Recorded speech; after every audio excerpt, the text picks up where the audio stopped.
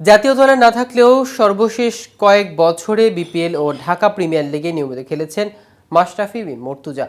সবশেষ ডিপিএলে legends of রূপগঞ্জের হয়ে নিজের শেষ প্রতিযোগিতার ম্যাচ খেলেছেন বাংলাদেশের সাবেক এই অধিনায়ক। এছাড়া ক্রিকেটের বাইরে রাজনীতির সঙ্গে সম্পৃক্ত থাকায় আরও বিপাকে পড়েছেন তিনি। ফলে বিপিএলের সবচেয়ে সফলতম অধিনায়ক দেশের ফ্র্যাঞ্চাইজি লিগে খেলতে পারবেন কিনা সেই শঙ্কা ছিল আগে থেকেই।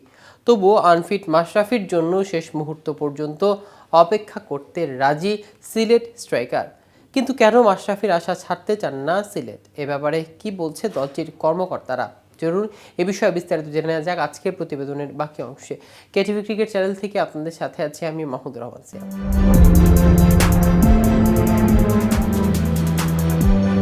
ক্রিকেটের বাইরে রাজনীতির সঙ্গে সম্পৃক্ত থাকার বিপাকে পড়েছেন মাশরাফি। জুলাই আগস্টের ছাত্র আন্দোলনের প্রেক্ষিতে ক্ষমতার পালা বদল হয়। এমন অবস্থায় সেই সময় থেকেই আড়ালে আছেন মাশরাফি। ফলে বিপিএলের সবচেয়ে সফলতম অধিনায়ক দেশের ফ্র্যাঞ্চাইজি লিগে খেলতে পারবেন কিনা সেই শঙ্কা ছিল আগে থেকেই। তবুও বিপিএলের প্লেয়ার্স ড্রাফট থেকে ডানহাতি এই পেসারকে দলে নেয় সিলেট স্ট্রাইকার্স। বিপিএলকে সামনে রেখে 28 ডিসেম্বর থেকে অনুশীলন শুরু করেছে ফ্র্যাঞ্চাইজিটি। মাশরাফি ব্যতীত ড্রাফট থেকে দল পাওয়া সিলেটের সব ক্রিকেটাররাই যোগ দিয়েছিলেন প্রথম দিনের অনুশীলনে। ডিপিএলের পর থেকে মাঠের ক্রিকেটে না থাকা মাশরাফি অনুশীলন কিংবা ফিটনেস নিয়ে কাজ করতে দেখা যায়নি তাকে।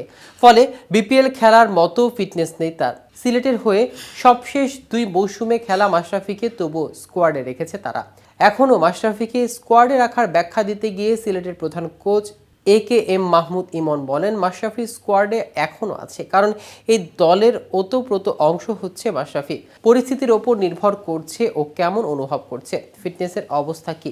ও যদি খেলার পর্যায়ে থাকে বা পরিস্থিতি যদি ভালো থাকে তাহলে অবশ্যই খেলবে।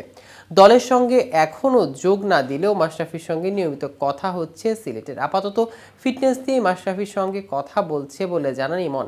তিনি বলেন, ফিটনেসের অবস্থা নিয়ে কথাবার্তা হচ্ছে, প্রস্তুতিটা গুরুত্বপূর্ণ। কয়েক মাস ধরে খেলা, অনুশীলন কিংবা ফিটনেস নিয়ে কাজ না করায় হুট করে খেলার মতো ফিটনেস পাওয়া সহজ হবে না মাশরাফির জন্য। একটা নির্দিষ্ট সময় পর্যন্ত মাশরাফির জন্য সিলেট অপেক্ষা করবে বলে জানিয়েছেন দলটির প্রধান কোচ।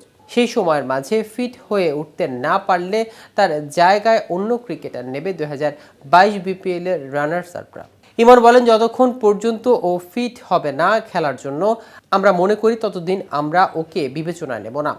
আমরা ওর জন্য অপেক্ষা করব, এটা ওরই সিদ্ধান্ত। ও যখনই বলবে খেলার জন্য তৈরি আছে, তারপর একটা নির্দিষ্ট সময় আছে যখন আর সময় থাকবে না, তখন ওই জায়গায় আমরা অন্য খেলোয়াড় ডাকবো। তো ভিউয়ার্স, ভিডিওটি সম্পর্কে আপনাদের কোনো মতামত থাকলে আমাদের কমেন্ট করে জানাতে পারেন। সাথে সাথে নিয়মিত ক্রিকেট আপডেট পেতে কেটিভি ক্রিকেটের সাথে থাকুন। ধন্যবাদ সবাইকে।